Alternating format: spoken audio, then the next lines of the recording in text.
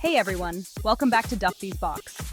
Today, let's talk about the latest House of the Dragon episode, The Burning Mill, and compare it to the book Fire and Blood. Let's break down the key differences, surprising moments, and what we can expect moving forward. This episode had high expectations, beginning with the significant conflict between the Bracken and Blackwood families, which led to the Battle of the Burning Mill. But they cut this part to highlight other things. Many of us, including myself, were eagerly waiting to see Bloody Ben, or Benjicot Blackwood. In Fire and Blood, Samwell Blackwood, Benjicot's father, dies during this battle, and Benjicot became Lord of Raventree Hall at the age of 11. After that, he rises as a notable figure during the Dance of the Dragons, supporting Rhaenyra's claim to the Iron Throne. So, I hope we see more of him later. Now, let's talk about the fabulous Green Council. In the episode, Sir Criston Cole, the new hand of the king, decides to go to the Riverlands to turn the Crownland houses that declared for Rhaenyra to their side, enlist the Brackens, and take Harrenhal. However, Prince Daemon leads a surprise attack and captures Harrenhal after the Burning Mill battle. This is quite similar to the book, except they knew about Harrenhal's fall to Prince Daemon before convening in the council. This was a significant military achievement for Queen Rhaenyra, contributing to her strategic advantage. At this point in the book, Aegon the Usurper is furious with Sir Otto. He is tired of Otto's politics and letters, and to top it off, he arrives late to the High Council. So the usurper appoints Sir Criston as the new hand, saying, "My new hand is a steel fist." Sir Criston, wasting no time in power, decides to kill everyone who denies Aegon as the lawful king of Westeros. Really? Who hurt you, Sir Criston? Oh, okay. In the episode, we see Rhaenyra and Mysaria talking about the attempt to kill her, revealing that Mysaria was the one warning them of Sir Arryk. However, in the book, this attack happens a few pages after the Burning Mill battle and Daemon taking Harrenhal. Aegon wanted to avenge the murder of his heir, and Cole, as Hand, sends Sir Arryk to Dragonstone to kill Queen Rhaenyra. As we know, he fails twice, in both the book and the show, and there's no detail in the book about the White Worm alerting Rhaenyra about the attempt.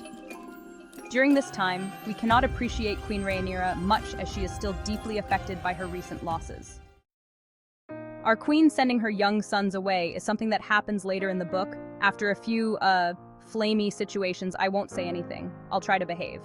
In the book, Jace promises a dragon to the Maiden of the Vale and sends Joffrey, who is 11 years old, with Tyraxes to defend the Vale. Jace did it to protect his brother, as he was determined to fight for their mother's cause.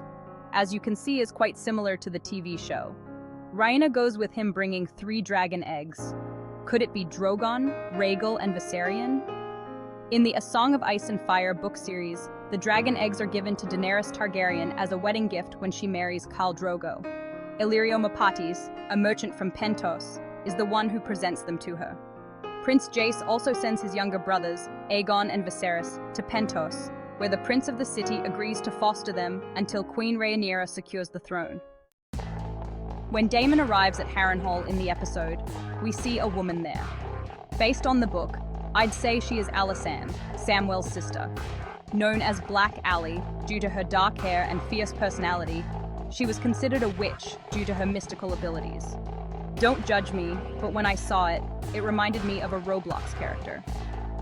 Alice plays a role in the Dance of the Dragons, so expect more of her in the upcoming episodes.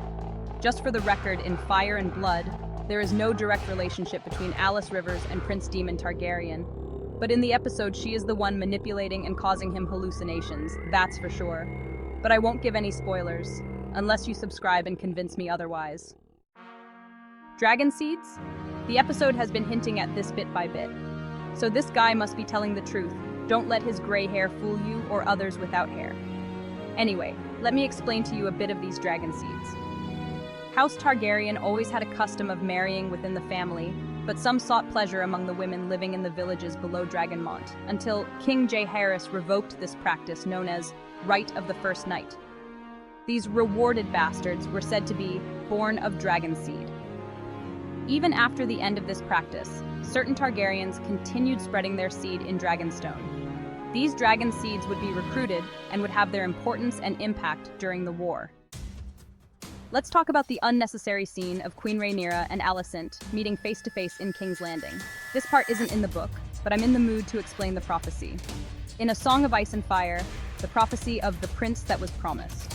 This prophecy suggests a hero will save the world, confronting a rising threat and ending the long night, restoring light and peace to the realm. Obviously, they are unaware of what would happen 200 years later in Game of Thrones. For them, this was about King Aegon the Conqueror when he unified the Seven Kingdoms. Ice and fire sound like the White Walkers and Targaryens to me. What do you think? Anyway, Rhaenyra lets Alicent looking like a clown for mistaking King Viserys and creating a war just to put her son on the Iron Throne. Well done, my queen, but it was completely unnecessary. You should kill her. Oof! And talking about unnecessary, this part was completely unnecessary. I won't even talk about it. This is Duffy's Box, so until next time, hit that like button and subscribe. Are you Team Black or Team Green? Let's keep this discussion going. Thanks for watching.